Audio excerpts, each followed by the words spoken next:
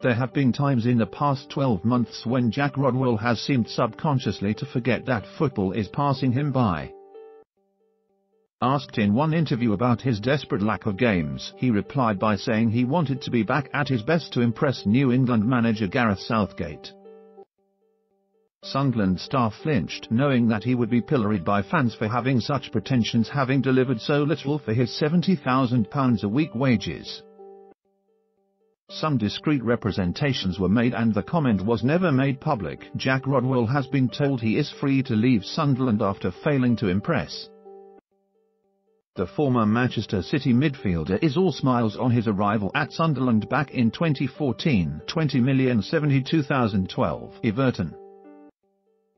20,122,014 Manchester City. 2014 Sunderland. It comes to something when a former England player is so stigmatized that he dare not discuss the national team. Though judging by the onslaught since Sunderland confirmed they want to rip up his contract, it seems risky to speak publicly at all. Some of the comments were vicious. That's the football pantomime for you, always requiring its quota of villains and finding plenty. As the sport's spiraling wage inflation creates a toxic environment for players who fail.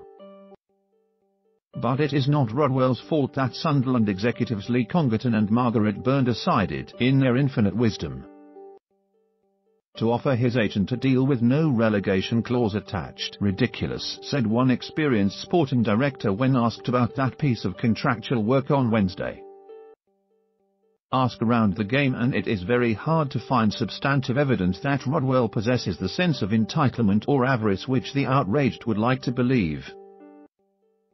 Rodwell's TV interviews can seem rather plastic, dull and practiced at times, but staff at all of his clubs, Everton and Manchester City before Sunderland, speak of a willingness to participate off the field.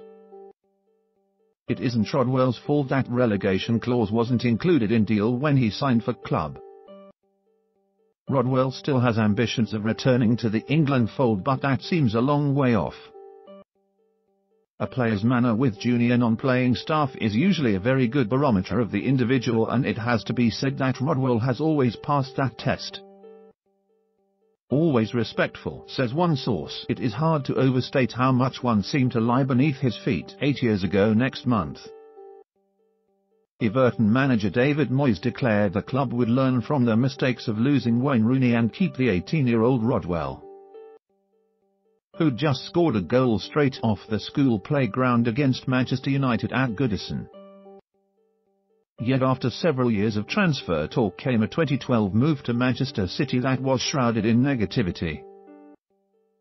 The newly crowned champions had been pursuing Eden Hazard and Robin van Persie and instead ended up with Rodwell and Scott Sinclair because Abu Dhabi had tightened the spending tap. Few City players buy houses when they join the club. They rent instead because they all wonder what the future holds.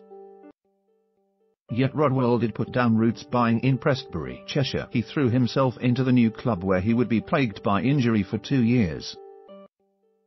The £10 million move to Guspoy at Sunderland in 2014 plunged him into a dislocated, shambolic club where it has not worked either. It is hard to overstate how much one seemed to lie beneath his feet during his early career.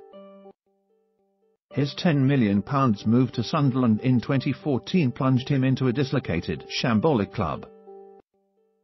Those who have observed him at close quarters describe an individual who has not seemed to slot into any of the dressing room cliques. They feel that a sense of apprehension and a struggle to locate confidence might lie behind the solitary figure he has cut, that could point to an inability to deal with setback and adversity, which all coaches obsess about.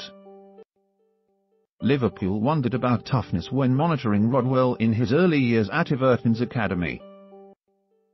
His future is dependent on a manager ready to take another punt on him, and Everton's Sam Allardyce is one who has seemed to see a quality. Otherwise, we might have seen the last of Rodwell at the top of football at the age of 26. That, in microcosm, is the footballer's precarious lot. It is also why Rodwell, with the rest of his life reaching out ahead of him, would be a fool to walk away into the sunset telling Sunderland to keep the salary they were once so keen to pay. Rodwell also failed to make the grade at Manchester City after moving from Everton despite his on-pitch woes. Staff at all of his clubs speak of a willingness to participate off-field.